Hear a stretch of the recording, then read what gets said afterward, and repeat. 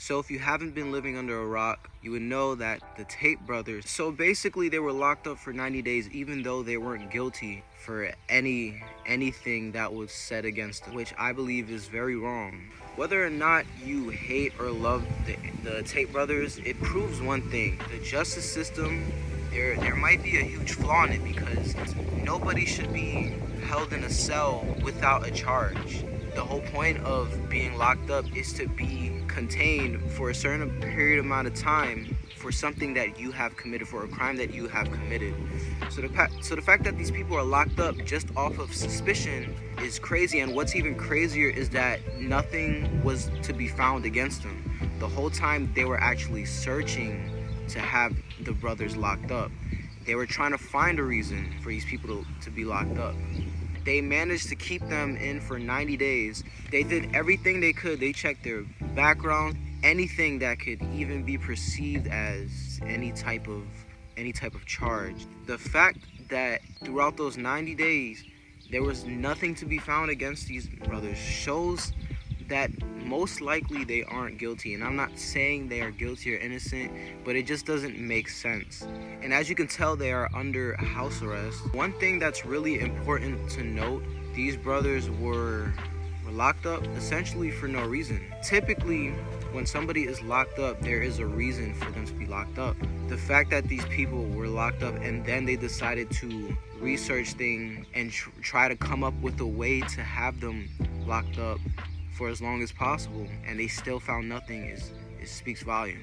One important thing to note is that just like you and me, the average person just walking across the street doesn't just randomly get convicted of something and get held up in a cell. Usually there is some type of proof to have that person locked up for any amount of time. The fact that these brothers were locked up without any evidence shows that they might have been held in a cell for reasons that they don't wish to share. Now, there is a lot of controversy surrounding Andrew Tate. A lot of people do not like his ways of thinking, his ideology. It's been said by a lot of people that he has been speaking a lot of truth, and he claims usually when people speak a lot of truth, the media and other types of officials might try to find a way to stop the message that he's trying to portray. Andrew Tate talks about how the media and everything in the world, in a sense, influences the average person to act a certain way, and that might not be such a good thing. So for example, over the past 100 years, the average testosterone in a man has decreased significantly. It could be one of many things. It could be social media, it could be pornography, it could be the food that we're consuming, it could be sleep deprivation, it could be many factors. The point is, there's a drastic change from before till now. Also, keep in mind that there isn't a lot of kids that actually want to play outside nowadays. Usually kids just want to be inside and play video games, watch streamers, which is very popular nowadays.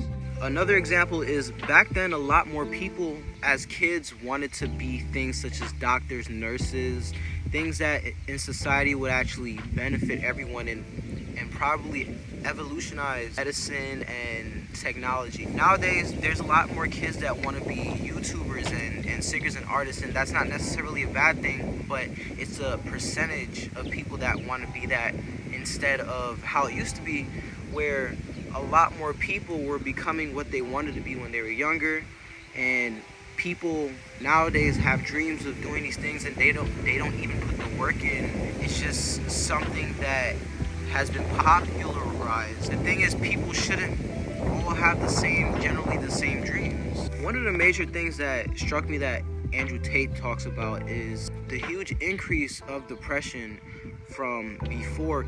It's not to say that back then a lot of men weren't depressed. So studies show that a lot more men are depressed nowadays as compared to years ago, prior.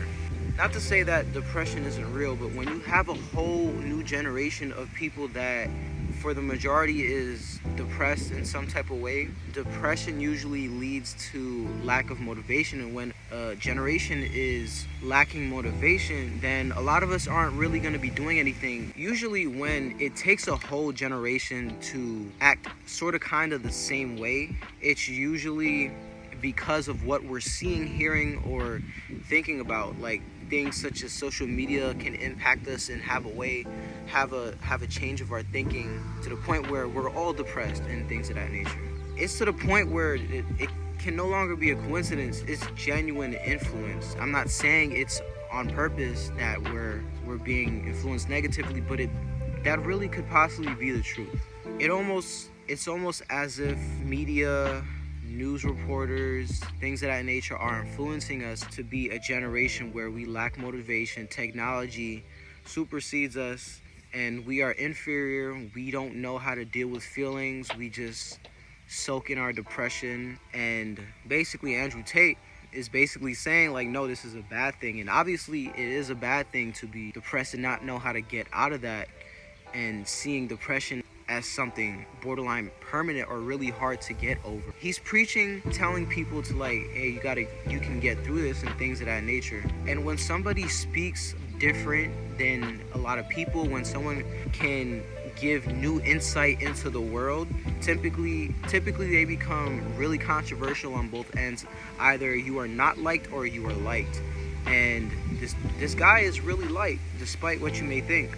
It kind of seems like all of these sequences of events that have led to him being locked up could be a result of what he's been talking about, because as you can see, he's been banned on a lot of platforms to the point where he has to jump on other people's YouTube channels to spread messages.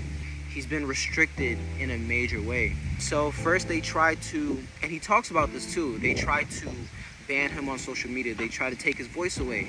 Next they tried to lock him up. And third, he talks about how they might even try to assassinate him. Not saying that will happen, but it goes to show that these people, whoever they are trying to get rid of him in some type of way. If they can't get rid of his voice, they will try to find a way where nobody hears him. And if he can't stay locked up, then they will try to get rid of him in a permanent sense.